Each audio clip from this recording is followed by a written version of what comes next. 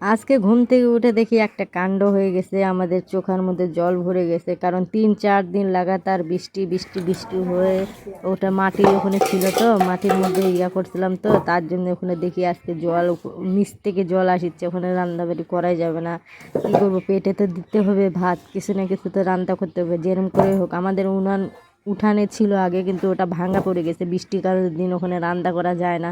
আমাদের গ্যাসও শেষ, এই জন্য হলো এখানে এরকম করে ইট ইট দিয়ে কষ্ট করে রান্না বাড়ি করে খায়। কী করবো, একটা ছোট মেয়ে আছে, বয়স্ক মা আছে, আবার ভাই এটা আছে, তো আমাকে তো কোনো না কোনো ব্যবস্থা করতে হবে। এই জন্য এরকম ব্যবস্থা করেছি, এখান দিয়ে আরামসে এখান দিয়ে ইটের গাঁথনি করে মানে ইট দিয়ে সাজায়। যেরকম চেন্নাই করছি, সেখানে চেন্নাইয়ের কথা আমার খুব মনে পড়ে যায়। এরকম চেন্নাইয়ে রান্না করে আমি ইট এরকম বসাই দিয়ে চেন্নাইয়ে আমি রান্না করে খাইছি। সেটা হলো বাইরে খাচ্ছি, কী করবো, গরিব ঘরের সন্তান হলে যেরকম করেই হোক। এটা যদি বড় লোক যদি হতো তাহলে হতো না, আরামসে পাকা ঘরে থাকে, আরামসে গ্যাসে রান্না করে চাকর টাকর থাকতো, রান্না করে খেতো। আমাদের মতন মানুষের ভিডিও পছন্দ কেউ করে না, জানি না কেন।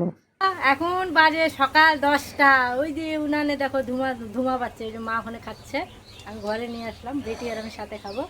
ওই চোখাতি ভাত ভাজা হলো, কালকে রাতে ভাত বাজে ছিল, সেগুলো ভাত ভাজলো মা, এখন খাবো।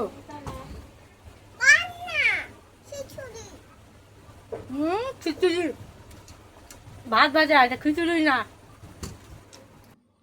তো ভাত রান্না হয়ে গেছে, এখানে আমি সোয়াবিন সিদ্ধ করতে বসাইছি। এই যে সোয়াবিন জল দিয়ে সোয়াবিনটা একটু সিদ্ধ হলে ভালো হয়, সবাই খেতে পারে। এটা সোয়াবিনের তরকারি করব, আর একটু আলু ভাজবো, আর বাস, আর কিছু করব না। শর্টকাটের কোনো না কোনো ব্যবস্থা আমাকে করতেই হবে, কারণ ওই যে বললাম যে পেটে জাল দিতেই হবে।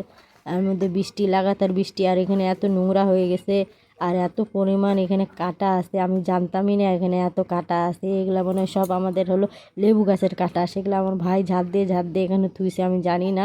নোংরাগুলো উঠাতে যাচ্ছি, আমার কত যে হাত পায়ে কাঁটা ফুটেছে সেটা আমি আজকে ঠেলা পারছি। আর কাঁটা ফুটলে, লেবু গাছের কাঁটা ফুটলে এত পরিমাণ ব্যথা করে, এত পরিমাণ ব্যথা, পা হাত আমার ব্যথা খুব হয়ে গেছে। তো কী করবো, হাত দিয়ে তো আর করছি না। লাস্টে আমাদের কোদালের ডান্ঠিটাও আমাদের হয়ে গেছে, মানে খারাপ হয়ে গেছে। এখন ডান্ঠি মানে আমাদের পাড়ার এখানকার মানুষ খুব একটা সুবিধা না। তাই বললাম না, এরকমই কোনো না কোনো ব্যবস্থা করতে হবে। ছেলে মেয়েটা আমার খালি পায়ে হাঁটে, ফুটে ফুটে